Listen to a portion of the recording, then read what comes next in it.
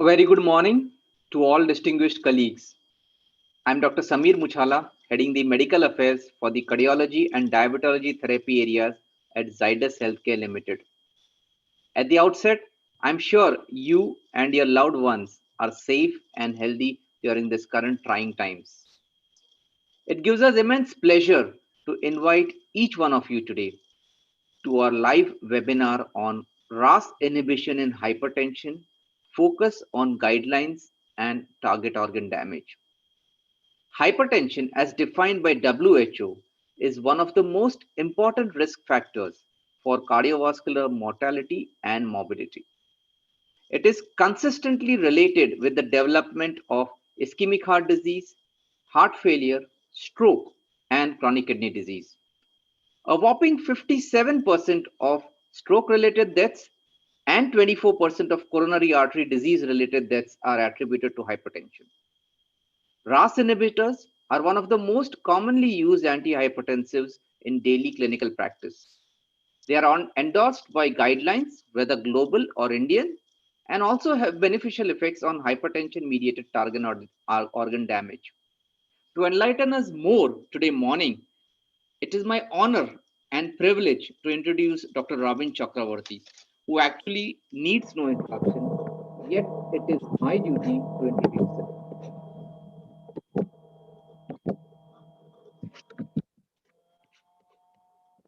Robin Chakravarti is the Senior Vice Chairman and Head Cardiology Services, Medica Group of Hospitals, Kolkata.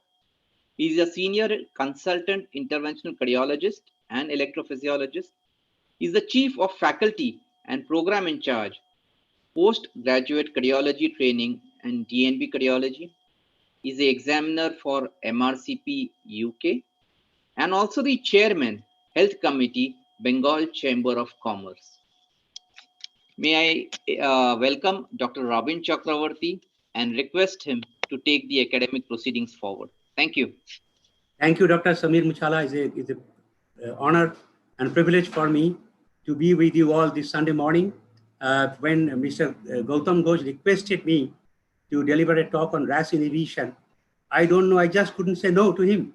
So I don't know what is the reason, but the RAS inhibition is very close to me, and I've been believing this RAS inhibition for many years, ever since I became cardiologist. In fact, when I was at PGI Chandigarh, we used to do a lot of studies on this RAS inhibition with Professor I.S. Anand, mostly on heart failure. But later on, we realized that this is a wonderful sort of understanding mechanism by which the cardiovascular complication, atherosclerosis, coronary artery disease, heart failure, hypertension, everything can be explained in terms of RAS activity, renin, angiotensin, aldosterone system activity. So I'm going to talk today focusing mostly on hypertension and focusing on guidelines and target organ damage. So as we all know, that hypertension worldwide is increasing, and more than 1 billion people are having hypertension today, perhaps more. And much more interestingly, just 2 years ago, the data came up in Lancet shows that more than 11%, perhaps 12 to 15% of global deaths today are due to hypertension. And this is disturbing, because if you look at the worldwide hypertension, 1 in 3 adults has high blood pressure, a condition that leads to, as Dr. Muchala said very clearly, heart attack, stroke, kidney damage, heart failure, even cardiac arrhythmias. Everyone can take 5 concrete steps to help prevent high blood pressure, which we'll talk a little later. But the reason is that, as we know, that the society is changing, more violence, more unrest, more crime, more unemployment. And because of all this, lot of stress there in the society. And because of this, maybe even the young individual are getting hypertension. So the arterial hypertension is very interesting. This is my way of looking at it. This is a unique example of medical empiricism, which essentially means that the cause of is unknown, but therapy is effective, which is unique, which essentially means that blood pressure is continuously distributed. Clinicians need a diagnostic reference frame to interpret the blood pressure values and to classify and treat patients, which essentially means that blood pressure is just a figure. Once it goes beyond certain figure, then we call it as hypertension. Is it true? What does it mean actually? It means that hypertension is not there once the blood pressure is less than 120 systolic and 80 diastolic. But it is hypertension once the systolic goes beyond 140 millimeter mercury and diastolic goes beyond 90 millimeter mercury. So clearly, there is a figure difference between normotension and hypertension. So therefore, there is a group of people who are having somewhere in the middle that may be called as pre-hypertension. So high blood pressure is just a number, isn't it? Just a number. So is it true? Answer is no, because that is not true, because we have been treating hypertension ever since the people came to know about blood pressure. If we go back, we should treat hypertension with reserpine and so many other drugs. But today we know that hypertension is beyond a number. It is a complex syndrome of cardiovascular risk factors and perhaps beyond that. So this morning, I'm going to talk to all of you about renin-angiotensin-aldosterone system action towards the hypertension and its management. So today, in 21st century, in 2020, we have to change our views to understand the hypertension, its mechanism, its therapy, and the ultimate effect that we are going to achieve out of treatment of hypertension, which means hypertension is uncontrolled and conquering the world. Lifetime risk of developing hypertension to human race is 90%. As we survive more, as we grow older, the chance of developing hypertension. If you look at the Indian data, it shows a fantastic study being done long time ago in 5 cities, and they have shown that hypertension is probably increasing with age and the state-wise. If you look at the cardiovascular mortality, with each 20 by 10 millimeter mercury increment of systolic and diastolic blood pressure, there is increased risk of stroke, kidney disease, heart failure, and other complications. So blood pressure treatment is far from being normotensive, which means when you treat the patient, you have to understand that it is just not to bring the blood pressure, you have to take care of the organ which are affected in hypertension. Literature show that beyond doubt that decreasing blood pressure to 139 by 83 decreases cardiovascular event. It has been told to us sometimes like 22 years ago. But it has been also shown that if you treat hypertension with antihypertensive drug, there's significant reduction of stroke, which is probably 35 to 40%. There's significant reduction of heart attack, 20 to 25%. 1/4 of patients will not develop heart attack, and more than 50% of the patients of hypertension will not develop heart failure. Heart failure today, an important component of cardiovascular morbidity and mortality and hospitalization. Therefore, it is important for us to understand the hypertensive therapy. So we have to look at the target, how we are going to do it. So hypertension is a major modifiable risk factor for premature cardiovascular disease and cerebrovascular stroke globally. Effective control of blood pressure can bring down the disastrous consequences of hypertension to a great extent. Angiotensin receptor blockers, or ARBs, are emerging as an attractive first choice of antihypertensive drugs, along with ACE inhibitors, calcium channel blockers, and diuretic, as recommended by various guidelines. And this has been sort of published just 2 years ago. If you look at the global prevalence of hypertension, according to American Heart Association, it has been shown that this is the kind of prevalence. Normal is 45 to 2%, and this is pre-hypertension, which is small, and that is hypertension. Control rate among all antihypertensive drug is uncontrolled, huge number, and this is a controlled drug, control group. Prevalence of hypertension among Indian adults. This is a great study by Dr. Ramakrishnan, and is a good friend of mine. This study was conducted to estimate the prevalence of hypertension among Indian adults. National level survey was conducted with fixed one-day blood pressure measurements camp across 24 states and union territories of India. Hypertension, according to the study, was defined as systolic blood pressure more than 140 millimeter and diastolic blood pressure of 90 millimeter on treatment for hypertension. The prevalence was age and gender standardized according to 2011 census population. This is the figure. Clearly, you can see that with the increasing age, there is increasing incidence of hypertension. There is no doubt about it. And there is not much difference between men and women. which is very, very interesting. This is the prevalence of hypertension that what Dr. Ramakrishnan found in his publication. It has also been found in another paper that is about 5 years ago that in urban Indian, 33%, one-third of them are hypertensive. In rural Indian, one-fourth of them are hypertensive. Indian men are suffering more from hypertension, Indian women, but that difference is not much significant. I would rather say that there is not much of data to differentiate between men and women. Perhaps beyond certain age, there is not much of difference between men and women, but clearly with age, there is increasing incidence of hypertension, and urban area has more hypertension. It would also be important and interesting for us to know that what is happening to the younger individual. We have some data of our own, and we found that in school children, we actually conducted a study ourselves, and we found that in school children, beyond class 9 and above, there's a higher incidence of hypertension amongst the school children, and that could be the reason of being under stress, under tremendous pressure for the academics and other kind of thing. As I said, that 25% of rural and 40 or 30% of urban Indians are aware of their hypertension status, and that could also be a cause of death from hypertension. But let us know what exactly is hypertension. There is a difference.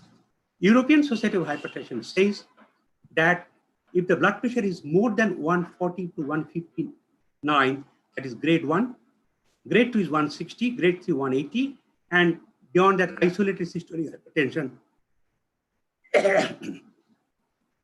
is 140.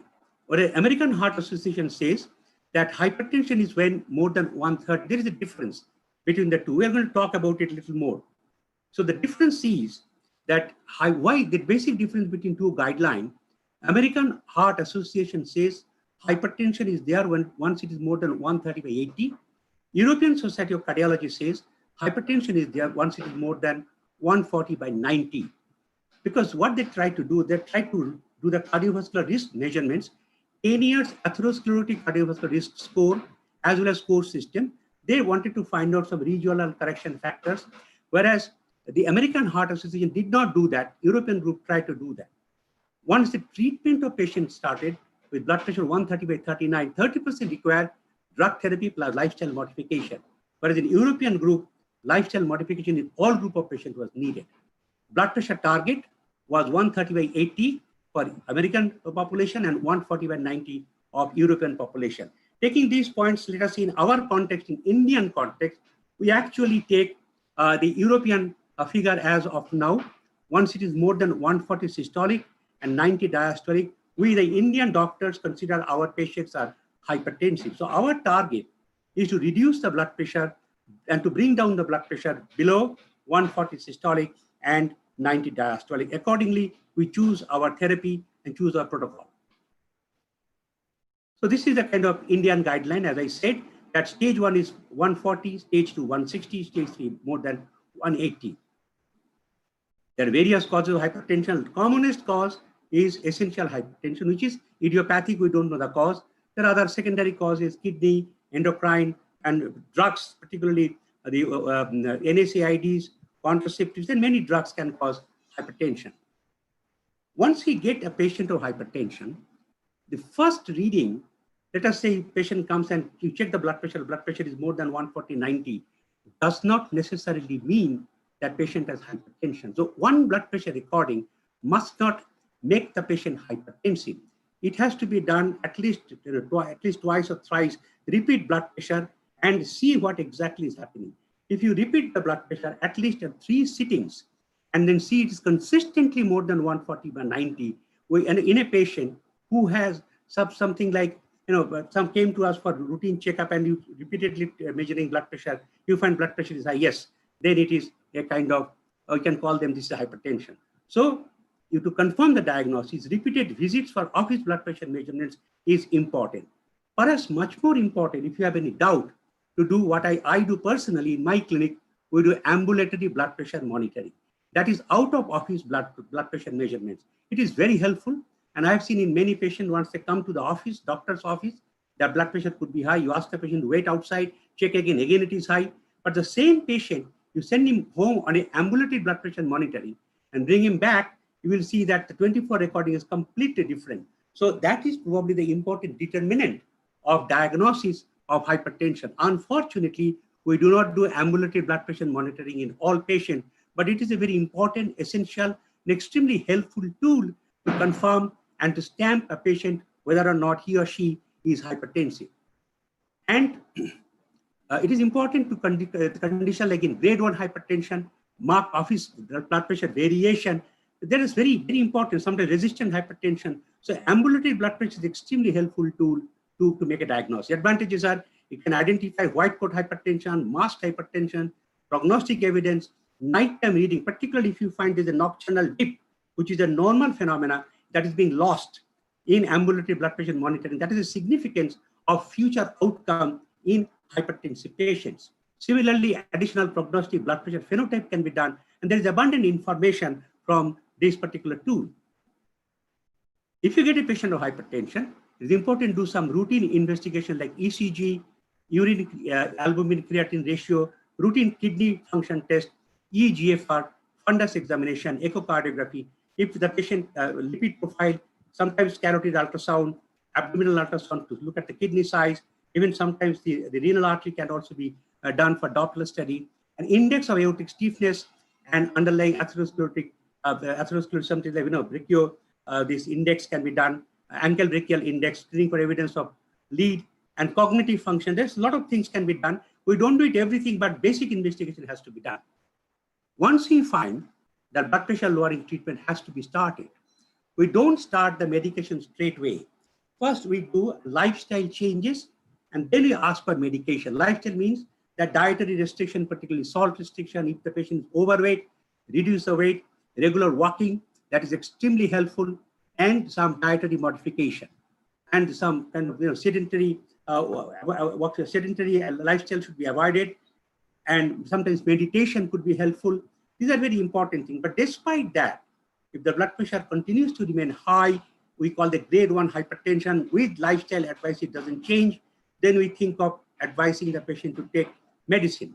What medicine to be taken, that has to be individualized, that has to be decided according to the condition of the patient. That is important. We are going to talk about it a little more. So that is the first thing. And then we keep the patient on follow-up, and accordingly, you add medicine or modify the medicine, change the medicine, but ensure the patient comes on follow-up on regular basis so that the blood pressure status can be maintained, as well as the other complications like cardiovascular complication, like neurological complication, renal complication. Sometimes they get advanced atherosclerotic process. That also has to be monitored, like lipid profile, sometimes coronary artery disease, sometimes peripheral vascular disease, kidney disease. This thing has to be monitored. Accordingly, the treatment has to be changed. So to summarize, weight reduction, dietary salt restriction, some diet, and alcohol to be taken in moderation, physical activity. These are basic 4 points to be taken into lifestyle modification to manage hypertension. Coming to drug therapy. Drug therapy A, B, C, D, E. A, angiotensin receptor blocker or ACE inhibitor. B, beta blocker. Beta blocker actually we don't prescribe for hypertension per se today unless there is associated coronary artery disease. Use of beta blocker alone for hypertension is slowly going away. We no longer prescribe just a single beta blocker to treat only hypertension. Yes, if the patient has got coronary artery disease or post myocardial infarction, had angioplasty or bypass surgery along with hypertension, then co-prescription with beta blocker along with the antihypertensive drug is extremely helpful. On the other hand, angiotensin receptor blocker, for example, Telmisartan, can be prescribed straight away to a patient of hypertension. Similarly, other drugs like calcium channel blocker, maybe in elderly individual, otherwise stable, sometimes a small dose of thiazide diuretic or even chlorthalidone can be prescribed in hypertension, because we know that isolated systolic hypertension, small dose of diuretic is extremely helpful. Drugs like alpha blocker and other drugs are not the first drug of choice. They should be given as a second. We'll talk about it later. What is important for us to understand that antihypertensive drugs, they do not do different things, but what they do, they do things differently. And very important. For example, you got diuretic, you got angiotensin receptor blocker, you got calcium antagonist, ACE inhibitor, alpha blocker, and beta blocker.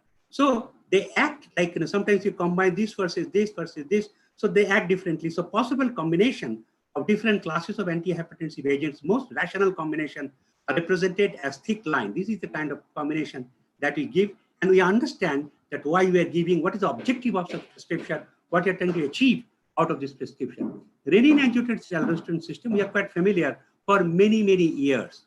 Angiotensin-nogen to angiotensin 1 to angiotensin 2, and then it goes into renin, and then renin is being decreases from the juxtaglomerular apparatus.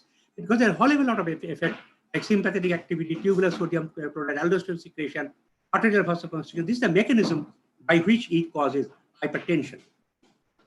To make it simple, so angiotensinogen to angiotensin 1 goes to angiotensin 2, and that angiotensin 2 can be responsible for stroke, blood pressure, hypertension, heart failure, kidney failure, reduced baroreceptor activity, and therefore it may also cause kidney damage. This is a simple slide telling so many things about this RAS system. ACE inhibitor, one of the RAS blocker, for example, it has the evolution of benefits, like it causes blood pressure reduction, cardio protection, vascular protection, renal protection, and improved glycemic control. So at least 5 different effects are there with RAS blockers like ACE inhibitor, and I'm sure with the ARBs. RAS site of intervention, like if you angiotensinogen to angiotensin, renin can be blocked. ACE inhibitor can block from angiotensin 1 to angiotensin 2. And then angiotensin receptor blocker acts on from angiotensin to AT1 receptor. When you block that, naturally you prevent atherosclerosis and hypertension. But sometimes AT2 receptor is there that causes vascular protection. We'll talk about a little more when we come back to the last part of my talk during COVID-19 infection and hypertension. Please remember this slide. It is important for us to talk about it a little later. AT1 receptor blocker upregulates both angiotensin 2 level and AT2 receptor expression, which means that once you block AT1 receptor, there could be upregulation of AT2 receptor, which is causes protection, vasodilation, but extreme degree of AT2 receptor may also cause hypertrophy and inflammation. That is a point which we must remember, and we'll come back to that later on.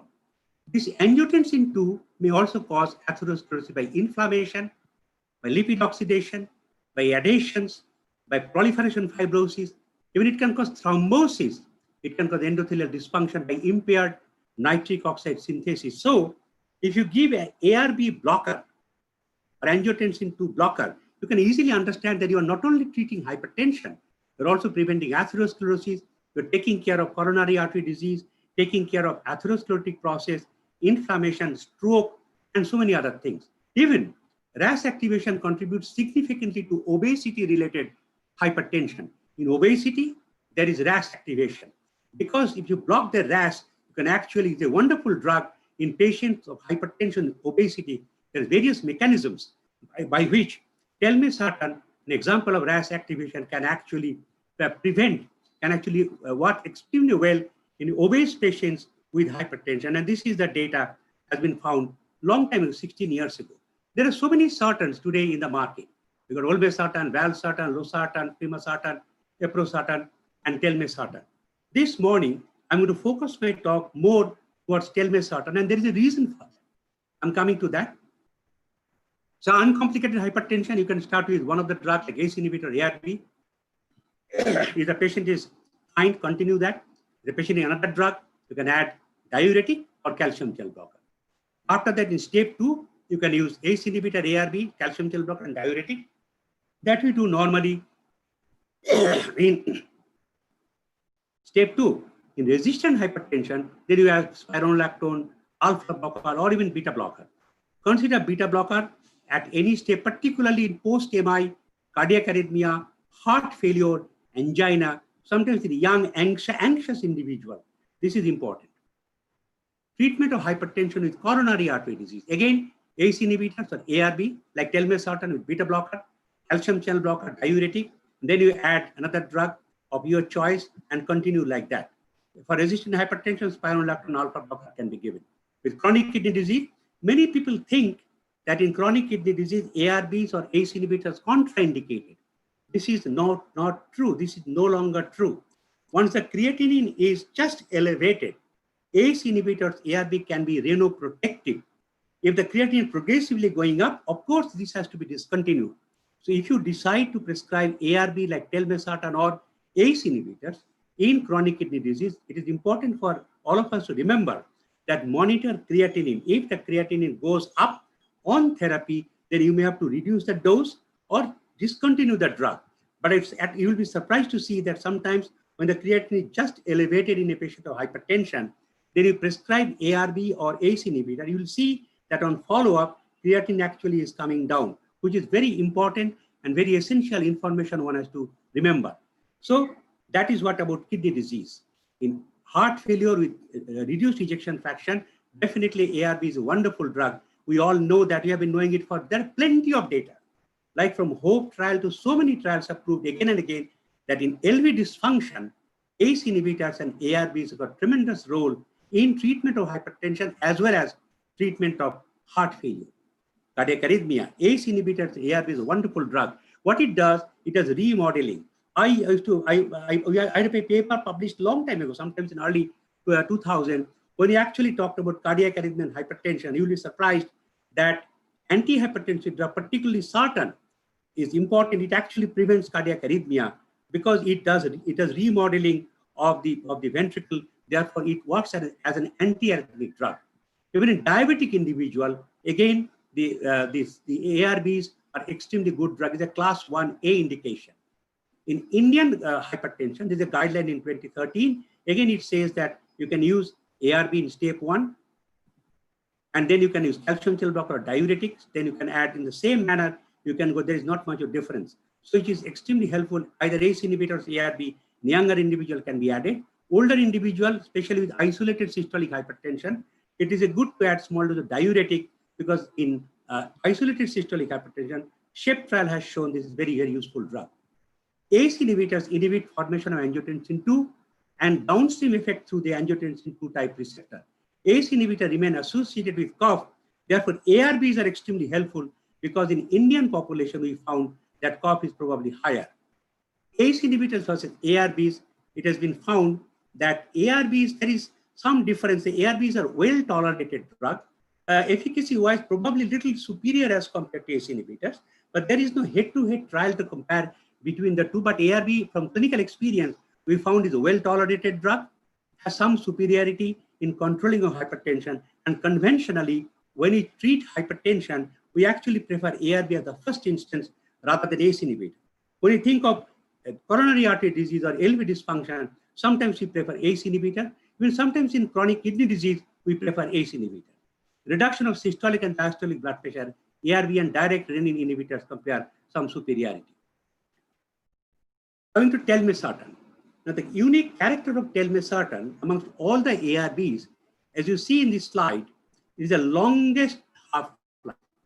So the duration of action is probably 24 hours as compared to other drugs like losartan, valsartan, and olmesartan. So that is superiority. The bioavailability of the drug to patient is extremely good and well maintained in patients who are on Telmisartan because plasma half-life is maintained all through the day. And that is extremely important to maintain the blood pressure round the clock. That is the reason Telmisartan has some superiority. It also reduces insulin resistance, which is extremely important. This is a slide which clearly shows that insulin resistance, particularly in diabetic individual, is very, very important for us to understand. If we try to treat them both with ACE inhibitors and angiotensin receptor blocker, it has been shown that in on-target study, that has been shown very unique, 25,000 patients enrolled, randomized with ramipril, telmisartan, and combination of ramipril and telmisartan. There's another study called Transcend study where only telmisartan versus placebo are given to about 5,700 patients. And the conclusion, the telmisartan is clearly non-inferior to ramipril with most of the benefit preserved. Telmisartan exhibits slightly superior overall tolerability, less cough, less angioneuritic edema, more mild hypotensive symptom, but no difference in severe hypotensive symptom such as syncope. This is a good drug.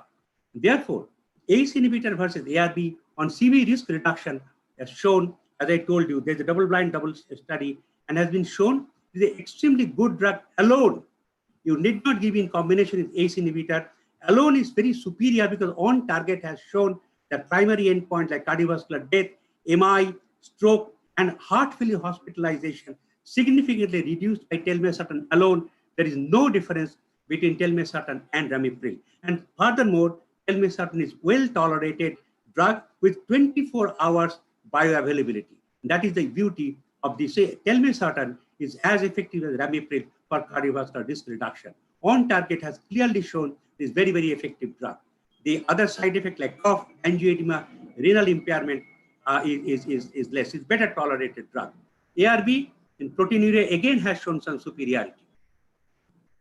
Renal hyperfiltration induced by calcium channel blocker is less with telmisartan. Calcium channel blocker causes renal hyperfiltration, whereas telmisartan particularly is very good drug. It reduces, if you give in combination telmisartan amlodipine, if amlodipine causes hyperfiltration, that is protected by telmisartan. Is a good drug, and we have the data to support such hypothesis because GFR after 5 years maintained if the patient is in combination with amlodipine and telmisartan. ARBs and GFR decline in diabetic nephropathy again have some superiority. Systolic blood pressure again has some superiority of telmisartan alone. Albuminuria again is more. Telmisartan is very effective than other sartans like candesartan, losartan, olmesartan for albuminuria reduction in diabetic nephropathy patient. Indian study is available, which was published something like 7 years ago, and it has shown that left ventricular hypertrophy, left ventricular muscle mass, has been measured while the patient is on telmisartan. It has been shown that telmisartan actually does cause left ventricular hypertrophy regression because this is called organ protection. Because we know the left ventricular hypertrophy is an important marker for diastolic dysfunction, for further heart failure, cardiac arrhythmia, because there is myocardial fibrosis and myocardial muscle hypertrophy. Telmisartan, as compared to other drugs, the beta blocker, is the superiority in reduction of the myocardial mass and left ventricular hypertrophy. In left ventricular hypertrophy patient, telmisartan reduced the left ventricular muscle mass better than beta blocker. Telmisartan established cardiovascular disease and high risk patient again has some superiority as compared to other drugs. On endothelial function in PCI patient, again, telmisartan has shown some superiority. There's no doubt about it. It improves endothelial functions in PCI patient with drug-eluting stent. Telmisartan versus ACE inhibitor in PCI patient again has shown the incidence of instant restenosis after stenting. It's a fantastic paper. Although the number is quite small, 64 patients, but they found that the stent is well patent. We don't know the mechanism. It can also be because that instant restenosis, that fibrosis, can also be ACE mediated. Therefore, maybe that ARB is acting there and preventing the neointimal hyperplasia. We do not know. That's the kind of postulation that we can think of. 48 to 85% hypertensive patients require more than 2 drugs. So therefore, fixed dose combination of 2 antihypertensive drugs is commonly used. To have synergistic efficacy, reduction of adverse effect, and improvement of patient compliance. So we can have combination of telmisartan and calcium channel blocker. If you give ARB like telmisartan and calcium channel blocker, actually cause natriuresis, vasodilatation, and is a fantastic effect. We have data.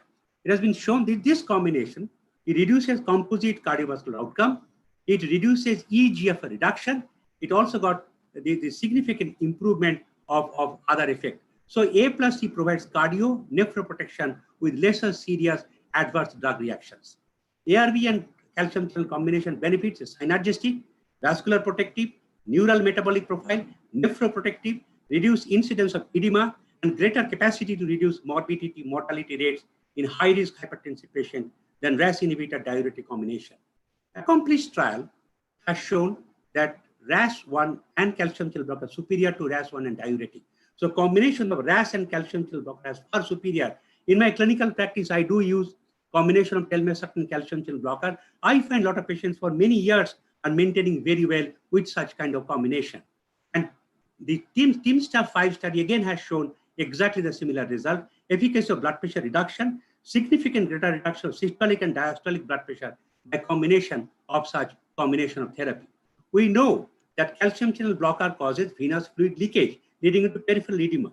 But if you combine them with telmisartan, it has been shown that such edema can be reduced by telmisartan, which causes both arterial and venous dialysis. It's a very good observation that has been made with such combination. And also, the round-the-clock blood pressure reading is being very well maintained with telmisartan and amlodipine combination. Constant reduction is being maintained. So I'm going to finish my talk. Just a few slides, since we are in the COVID era now. Many people think that ACE inhibitors and ARBs are contraindicated in COVID-19 era. This is not totally true. The hypothesis is this, that once you give ARB, you are actually blocking 81. So 82 remains unblocked. So if the 82 proliferates, receptor proliferate, there's a postulation that the COVID virus may get into the system through the 82 receptor. But it has been observed, it is theoretical, it has been observed that it doesn't happen like this. My suggestion is that what I do personally, if the patient is already on ARB, it has not been shown that continuing ARB in those group of patients can actually increase the incidence of COVID-19 infection or even complication of COVID-19 infection. There is no such data available. This is more of a hypothesis because the theoretical understanding. However, if the patient is not on any ARB earlier, patient just comes as a COVID-19 infection, a viral infection patient, maybe at the early stage, and incidentally during that stage, patient has hypertension. My suggestion is not to prescribe ARB if you have to prescribe a new drug for hypertension. Probably a calcium channel blocker would be an appropriate drug at that point of view.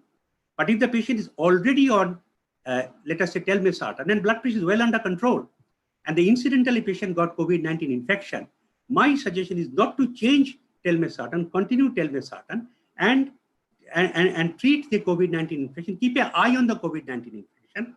If you find that blood pressure, sometimes blood pressure itself may be low because of the viral infection itself, then you can reduce the dose of telmisartan or you may discontinue the drug, depending upon the blood pressure status. But per se discontinuation of the complete discontinuation of telmisartan is not advisable because no such data available. So the SARS-CoV-2 and renin-angiotensin-aldosterone system, as I said, that 82 receptor is increased. That may cause lung injury, adverse myocardial fibrosis, vasoconstriction, and those kind of things. So after endocytosis of the viral complex, surface ACE2 is further downregulated, resulting in unopposed angiotensin II accumulation. As I said, local activation of renin-angiotensin-aldosterone system may mediate lung injury response to viral results, right? As I told you earlier. SARS-CoV-2 bind to the target cells through angiotensin converting enzyme ACE2, which is expressed by epithelial cells of lung, intestine, kidney, and blood vessels. Expression of ACE2 is substantially increased in patients with diabetes and ACE inhibitors angiotensin II. Hypertension in diabetic patients are often treated with the ACE inhibitors ARB, which result in upregulation of ACE2 receptor. So the question is, should ACE inhibitors and ARB can be used in treatment of hypertension? Retrospective single center series of 1,178 hospital patients, they found, this is the data, they found that ACE and ARB correlation with severe to risk of death in hospitalized patients, there is not much of correlation. ACE inhibitors and ARBs are not associated with severity or mortality of COVID-19 in such patients. Data support current guideline and societal recommendation for treatment of hypertension during COVID-19 pandemic, which means if the patient is already on ACE inhibitor, ARB continue. If the new drug has to be introduced, then probably you can hold on. You can start with calcium channel blocker. That would be my recommendation for COVID-19 patients. And again, same thing has been found in retrospective study. There is not much of difference. European data again has said the European Society of Cardiology strongly recommend that physician and patient should continue treatment with their usual antihypertensive therapy because there is no clinical or no scientific evidence to suggest that treatment with ACE inhibitors ARB should be discontinued because of COVID-19 infection. There is clear guideline, so please continue. There's no, because sometimes these drugs may actually protect the patient from heart failure, from ischemic heart disease, from cardiac arrhythmia, and from accelerated hypertension. So it can be protective, it could be beneficial rather than harmful. So 2020 European Society of Cardiology update, first randomized trial backed safety of common heart drug like Telmisartan and other sartan in COVID-19 patients. Indian prescribing behavior, cross-sectional survey from May 2016, July 16, with OPD, found that the cardiologists were managing considerable percentage of newly diagnosed as well as uncontrolled hypertensive patients in clinical perspective. Finally, I'm going to finish my talk. Remember, 10.7 million deaths, 50% due to hypertension, which means 5.35 million deaths. If the doctors decrease patient blood pressure additionally by only 5 millimeter mercury, there is a 30% reduction of death mortality, which means 1.6 million patients will be saved. So clearly, hypertension treatment is a preventable cardiovascular death prevention. Such a simple thing, but such a strong message that if you treat hypertension, try to reduce the blood pressure systolic only by 5 millimeter mercury, we're actually preventing cardiovascular death. So color of the cat is not important as long it can catch the target. You have to fix the target and treat the target. I'm sure our patient will continue to remain well. So whatever may be the color of the cat, so long it can catch the fish, it doesn't matter. Thank you very much for attention. Thank you, Dr. Robin Chakravarti. I think that was a very extensive overview on hypertension with a focus on RAS blockers. And I think the language with which the delivery was given, it was really commendable. And I am receiving so many inputs from the doctors. You know, there are many feedback saying that the presentation was great, lucid to understand. And there are many questions too. So Please go ahead, Dr. Muchala. yeah, so Go ahead. I will start posting the questions.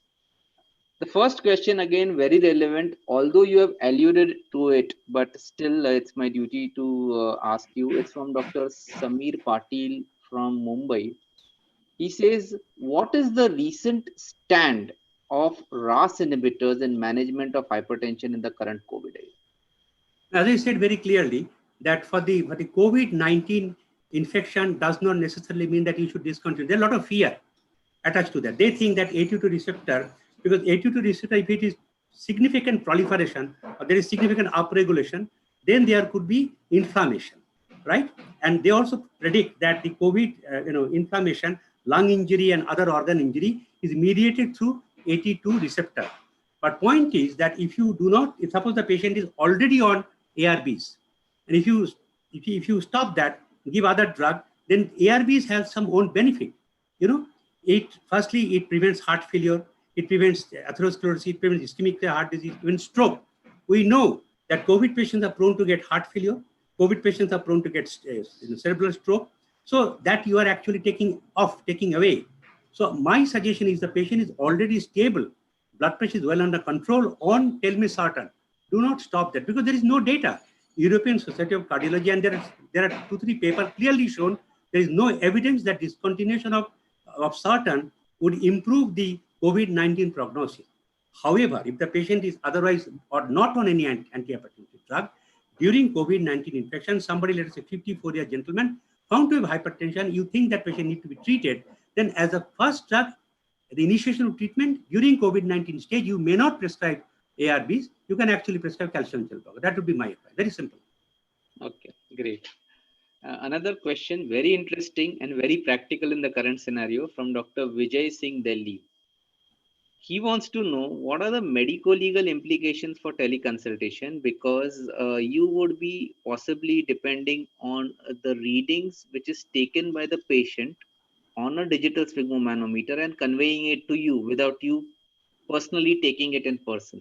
So what are the medico-legal implications with this? This is a good question. I must tell you very clearly. Medico-legal part is there, and doctors should be extremely careful about it.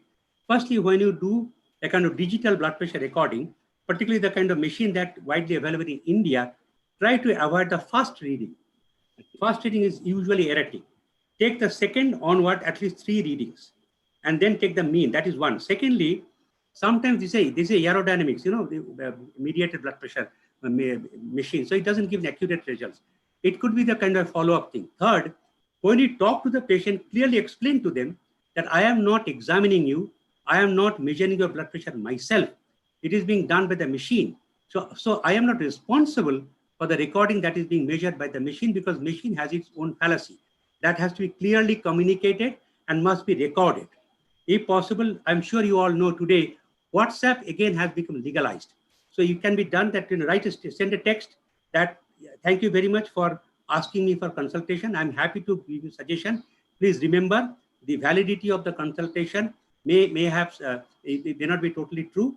So I am giving you as a doctor, as your well-wisher, but this the decision to take the medicines and tell you should be very clear that I have not seen you personally.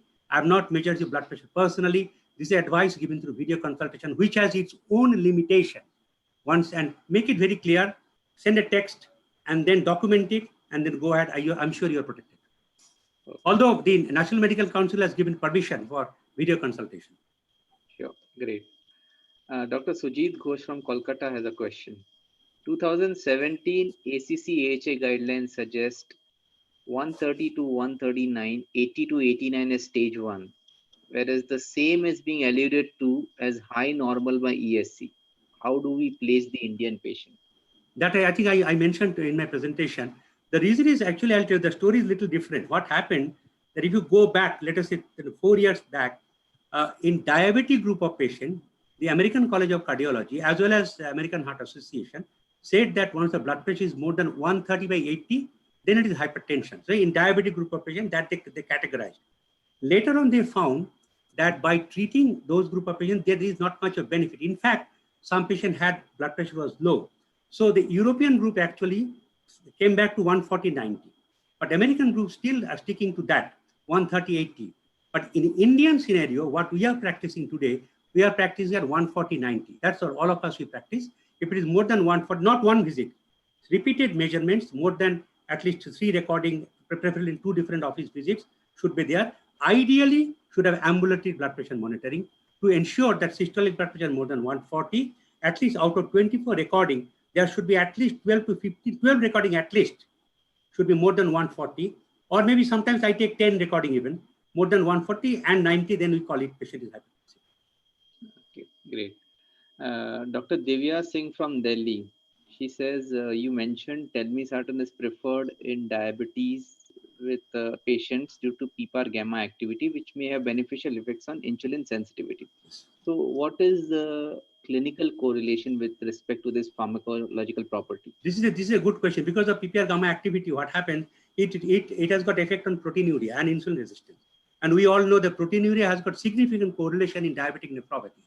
And the Telmisartan, as compared to other sartan, it has got a round-the-clock bioavailability. So if you give a drug which has got a 24 hours half-life, naturally you can see, because this proteinuria is a mechanism which goes round the clock in a diabetic individual. And it has got a nice, what is called this biological cycle, or what is that called? The Circadian rhythm. The circadian rhythm. So it has, that is there in diabetic individual. Telmisartan acts on that. Therefore, it has been shown to reduce proteinuria, therefore prevent the diabetic nephropathy. Diabetes will get nephropathy. Out of all the sartan, it has been shown that Telmisartan can prolong the stability of diabetic individual, especially from the proteinuria point of view. That is the reason I prescribe very often. Telmisartan, I'm very much fond of this drug, wonderful drug. Okay. Dr. Vijay Karnik from Pune wants to know, do ARBs increase serum potassium levels? Oh, this is a very simple question. Answer is, see, if the kidney function is okay, then answer is no. Potassium will be eliminated, it will be okay. But if the creatinine is elevated, at the same time patient is taking other drugs. For example, somebody is having, let us say, heart failure with chronic kidney disease. GFR is, let us say, 25, very low. And serum creatinine, let us say something like 3.4. And patient is on Telmisartan. Answer, yes, that is contraindicated. You should not give Telmisartan, because in addition to that, patient is in heart failure. Patient also may be taking your other drugs, for example, your, what is that called? The sacubitril and the other combination, maybe valsartan, or maybe taking your spironolactone or other drugs. So these are the situations when potassium has to be monitored. But if the patient is otherwise stable, there is not much of kidney damage, creatinine is normal, kidney function well maintained, then I did not encounter a single patient having hyperkalemia just because of Telmisartan alone. Okay. This is a question from Chennai, Dr. Manoj. He says, rather, he asks, which is the better modality for monitoring blood pressure, ABPM or HBPM? Oh, there's a good question, very good question. See, I personally feel that ABP monitoring for every time is difficult, technically is difficult. I suggest that for the initiation, maybe ABP, and then you start the prescription, start the drug, and monitor HBP, and then maybe intermittently, maybe once in 3 months' time, you see the progress, especially if you have to change the drug. For example, patient is on Telmisartan, now you see the patient is not well, and your office visit, blood pressure is well to the high, you think of adding one drug. Maybe after adding second drug, you can ask the patient, let us do another ambulatory blood pressure monitoring, see what is happening to your blood pressure. Because sometimes patients are anxious once they come to your office. So blood pressure is high, or maybe there is some untoward incident in his life. So blood pressure has gone up. So rather than introducing a second drug straight away, this may be a good idea to ambulatory blood pressure once you introduce a second or third drug. That would be my advice. Okay. One question from Dr. Das Bhubaneswar. He's saying that on target study was a big study in terms of sample size, which has given a good effect of telmisartan in with respect to CV reduction. So, is there any other ARB which has this kind of data or any planned study? Because the essence of CV reduction as per ESC is blood pressure reduction, and we do not. I have not heard of any trial which is in excess of on target. So, what are your views on that? Agreed. I think Samir is a very valid point. You are with me because on target is such a strong track because then at some point on target, I was extremely enthusiastic about the combination of ACE inhibitors and telmisartan. In fact, if I remember, I used to prescribe sometimes because I used to believe that ACE inhibitor is a good drug, particularly in ischemic heart disease group of patients with LV dysfunction and persistent hypertension. I used to combine both of them. Then the on target came. On target was a mind-blowing study. It has shown that there is no difference between ACE inhibitor and telmisartan. Telmisartan is non-inferior, not only non-inferior, well-tolerated drug, and in certain situations is actually superior. Therefore, I changed my mind. And the data out of 25,000 number, not a small number, 25,000 patients, well randomized, well designed study, has shown that in hypertensive individual, looking at the cardiovascular risk reduction and other sort of complication and other endpoint, telmisartan shown superiority, and in certain situation it is non-inferior to ACE inhibitor. If that is the case, and telmisartan came out so strong in on-target trial that no other certain had any courage to enroll to have a similar kind of study. That is my recommendation. It is a wonderful study, and such a strong message. Even today, it is valid. Today, that is a milestone study which has actually sort of fixed the telmisartan as a wonderful antihypertensive drug for our patients' therapy. Okay, great. There's one question, although it's not relating to hypertension, but it is something which is interesting. So I take the liberty to ask you. At the 2020 ESC conference, there has been a lot of UN cry with respect to the place of SGLT2 inhibitors in heart failure, where since 3 years, possibly ARNI has been one single drug which has overtaking ACE inhibitors in the guidelines. So, what are your views with respect to the use of ARNI versus SGLT2 in heart failure patients? Actually, I gave a talk maybe last week on this topic. Answer to the question is that this drug, the SGLT2 inhibitor like empagliflozin has shown definitely some superiority, and it has also shown that even in patients without diabetes, it has got some advantage in patients of heart failure. We actually had a discussion with me. There are a lot of other doctors who are involved in the panel, especially Dr. His name is from Delhi. What is his name? He's a good friend of mine. Dr. What is his name? He is also in the trial actually. He's from my institute, from PGI. So he's a good friend. So he was there. So the point is that he recommended ARNI. If the patient is already on ARNI, they should be it should be together along with the empagliflozin. Now, empagliflozin and ARNI should not be replaced. They're not, it's not a replacement. It is an addition. So patient is on ARNI and then you give empagliflozin, or which is diabetic on empagliflozin, and then you find that it is a superiority. So it's a different thing altogether. It may not be relevant to RAS inhibition in this particular stage, but empagliflozin, I think we have to do a lot of work on this particular area, that ARNI and other SGLT2 inhibitor drugs, which would be extremely important. But this year, European Society of Cardiology, that presentation was unique. I think the Stephen was the person who presented this paper. He was actually there. He presented his own thing, and we are all in the panel. And that was, and this doctor from, I forgot, I'm forgetting the name. He's an Indian contributor in that trial. He was also there. I think we can go take the last question from Dr. Virendra Kumar Chandigarh. He says, which ARB, according to you, is having the maximum data with respect to beneficial effects on target organ damage? Right. This is a good question. I'll tell you, once we started prescribing ARBs, we actually started with losartan. Life data was extremely important. It has shown really that it started showing benefit, in terms of quality of life, the endpoint like cardiovascular risk reduction, other kind of thing. Then valsartan came in. Valsartan showed a lot of improvement, especially to reduce the heart failure part. VF trial has shown significant reduction in heart failure by sartan. But the point was, all these drugs, even candesartan has shown some, CHARM trial has shown some superiority, because John McMurray is a very close friend of mine from Glasgow, and we actually had a chat in one of the European meetings about candesartan trial.